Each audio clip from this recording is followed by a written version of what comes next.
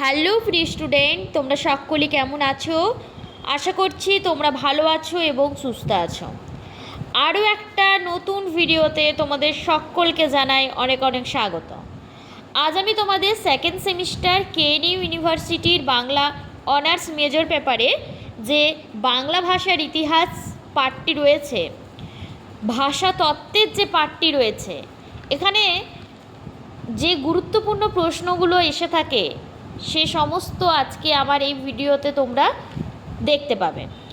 তাই তোমরা ভিডিওটি স্কিপ না করে শেষ পর্যন্ত দেখতে থাকো। অনেক গুরুত্বপূর্ণ প্রশ্ন তোমরা এখান থেকে জানতে পারবে। তোমাদের অনেকের মনে একটা ভাষা তত্ত্ব সম্পর্কে ভয় ঢুকে গেছে। ভাষা তত্ত্ব মানেই ভয়। ভাষা তত্ত্বে অনেক কিছু মনে রাখতে হবে, যেমন ধরো সাল মনে রাখতে হবে, কি কেমন সাল বাংলা ভাষার যে উদ্ভব, ক্রম বিকাশ সমস্তটা। তো আজ আমি কিছু কিছু চ্যাপ্টার তোমাদের সাথে আলোচনা করব। সমস্তটা ভাষাতত্ত্বের হবে না একদিনে। ভাষাতত্ত্ব পাঠটা একটু বড়, ওটা একটু বুঝে বুঝে পড়তে হবে। আর এখান থেকে এই প্রশ্নগুলো কিন্তু আসেই, খুবই গুরুত্বপূর্ণ তোমাদের জন্য। কি কি প্রশ্ন আসে দেখো। আমি প্রথমে মান 10-এর প্রশ্নগুলো আলোচনা করব। আবার অনেক সময় কি হয়, মান 10-এ যেটা এসেছে সেটা মান 5-এ দিতেই পারে। তাই আমাদেরকে নোটসগুলো এমনভাবে তৈরি করে নিতে হবে মান 5, 10 দুটোই যাতে হয়ে যায়। আমাদের প্রথম প্রশ্ন হচ্ছে যে বাংলা উপভাষা কয়টি ও কি কি। এর সাথেই আরেকটা প্রশ্ন দেখো যোগ হয়েছে যে রাঢ়ী উপভাষার ভাষাতাত্ত্বিক বৈশিষ্ট্য আলোচনা করো। প্রথমে বাংলা উপভাষা কয়টি কি কি এগুলো আমরা লিখে নেব।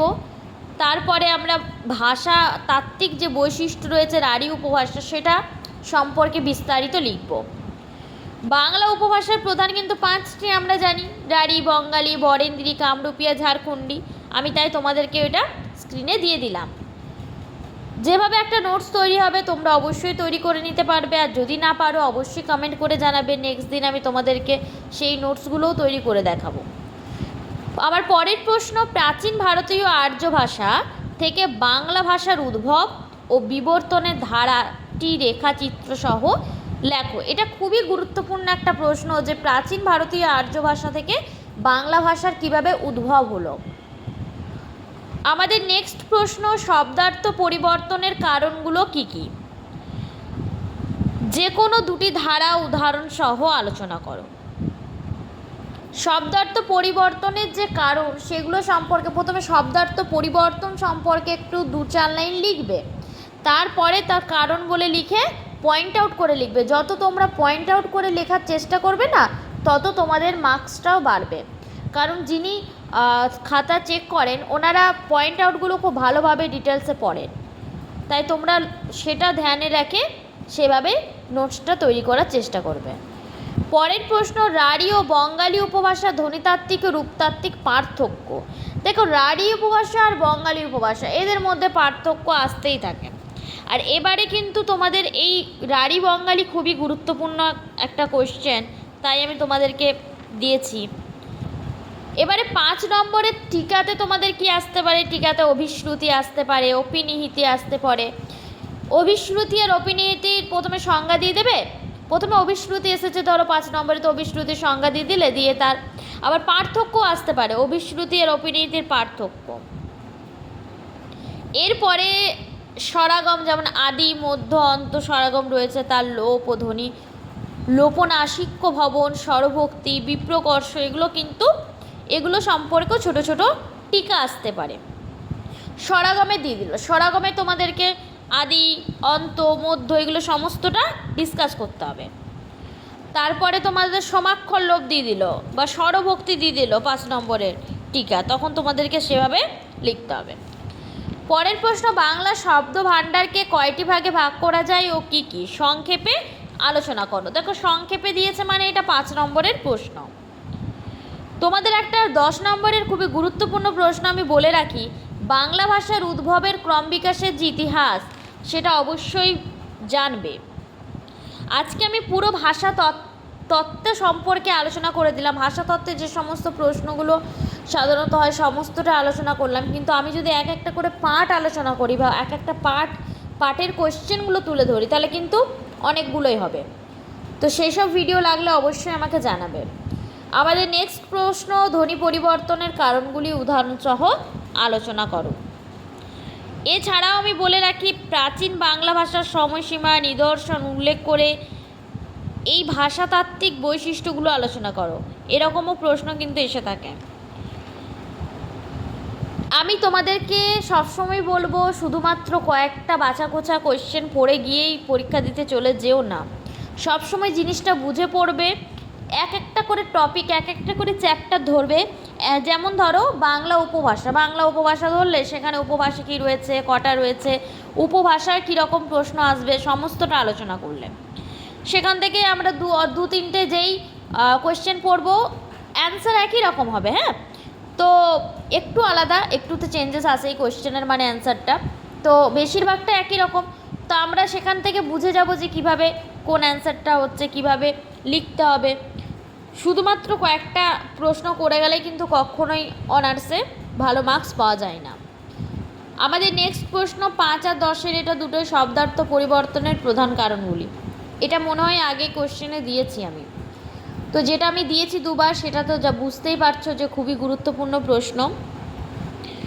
আমি তোমাদেরকে বলবো, তোমরা যদি চাও যে আমি এক একটা করে পার্ট ধরি, যেমন ধরো বিভাগ ক্ষয়ে রয়েছে বাংলা ভাষার উদ্ভব ক্রম বিকাশ, তোমরা যদি বলো সে সম্পর্কে ডিটেলসে ভিডিও করার, অবশ্যই জানাবে আমাকে। আমি তাহলে পুরো সম্পূর্ণ পার্টটা তুলে ধরবো এক একটা করে। একটা ভিডিওর মাধ্যমে পুরো ভাষাতত্ত্ব কখনোই বোঝা যাবে না। ভাষাতত্ত্ব এতটাও সামান্য জিনিস নয়। ভাষাতত্ত্ব কেন, সমস্ত জিনিসটাই একটা ভিডিওর মাধ্যমে বোঝানো সম্ভব নয়।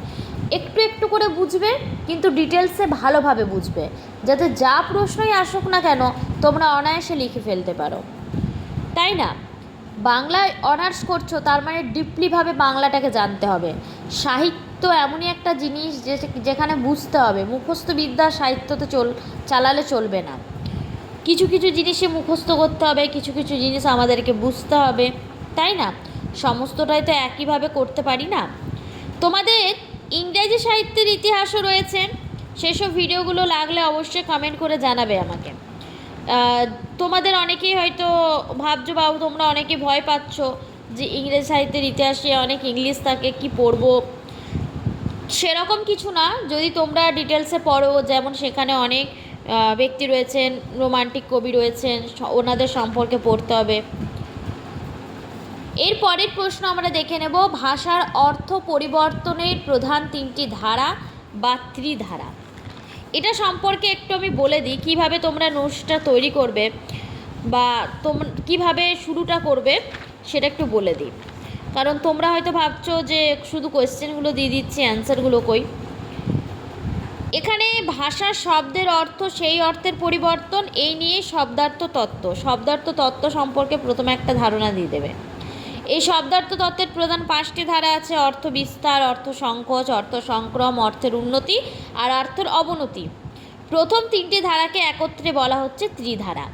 মানে ত্রিধারা কাকে বলছে? অর্থ বিস্তার, অর্থ সংকোচ আর অর্থ সংক্রম, এই 3টিকে একসঙ্গে বলা হচ্ছে ত্রিধারা। তাহলে আমরা ত্রিধারা কাকে বলে এখান থেকে এইটুকুটা জেনে নিলাম।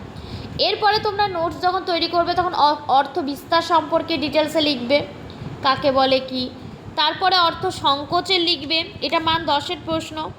তারপরে অর্থ সংক্রম, যেহেতু ত্রিধারার কোশ্চেনটা এসেছে, এখানে তো সবগুলো লিখতে বলেনি, 3টি মাত্র বলেছে, তাই আমরা সেই 3টি নিয়ে সম্পূর্ণ ডিসকাস করব। তাহলে তোমাদেরকে আশা করছি আমি বোঝাতে পারলাম কিভাবে তোমরা নোটসটা তৈরি করবে।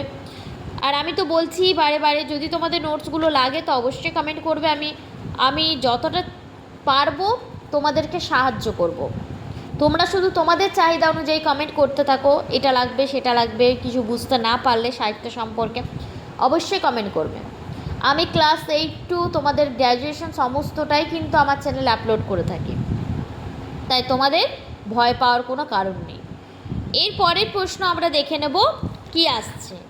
শুদ্ধ ও পূর্ণ বাক্য হতে হলে বাক্যকে কোন কোন শর্ত মেনে চলতে হয়?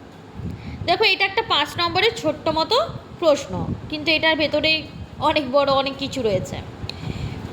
এখানে আমি একটু বলে দিই, সার্থক ও শুদ্ধ বা পূর্ণ বাক্য গঠন করতে হলে কয়েকটি শর্ত কিন্তু অবশ্যই মেনে চলতে হবে। আচার্য বিশ্বনাথ কবিরাজ বলেছেন, বাক্যাং সচেতন যোগ্যতা আকাঙ্ক্ষা আসক্তি যুক্ত পদচ্চয়, এটা কোটেশনের মধ্যে লিখলেন। অর্থাৎ শুদ্ধ সার্থক ও অর্থবহ বাক্য গঠনের প্রধান শর্ত কিন্তু তিনটি, একটা যোগ্যতা, একটা আকাঙ্ক্ষার, একটা আসক্তি। এরপরে যোগ্যতা সম্পর্কে লিখবে, তারপরে তোমরা আকাঙ্ক্ষা সম্পর্কে লিখবে, আসক্তি সম্পর্কে লিখবে। হয়ে গেল তোমাদের নোটসটা তৈরি। এই ছিল আমার আজকের ভিডিও। যদি আজকের ভিডিওটি ভালো লাগে অবশ্যই কমেন্ট করে জানাবে। এরপরে তোমাদের যা রয়েছে সিলেবাসে মেনশন করা, তোমরা যেগুলো বুঝতে পারছো না আমাকে অনায়াসে জানাতে পারো। আমার আজকের ভিডিওটি যদি ভালো লাগে অবশ্যই ভিডিওটাতে একটি লাইক দিয়ে দেবে আর চ্যানেলটা সাবস্ক্রাইব করে দেবে। তোমরা ভালো থাকবে, সুস্থ থাকবে। আমি তোমাদের জন্য খুব শীঘ্রই নেক্সট ভিডিও নিয়ে আসবো।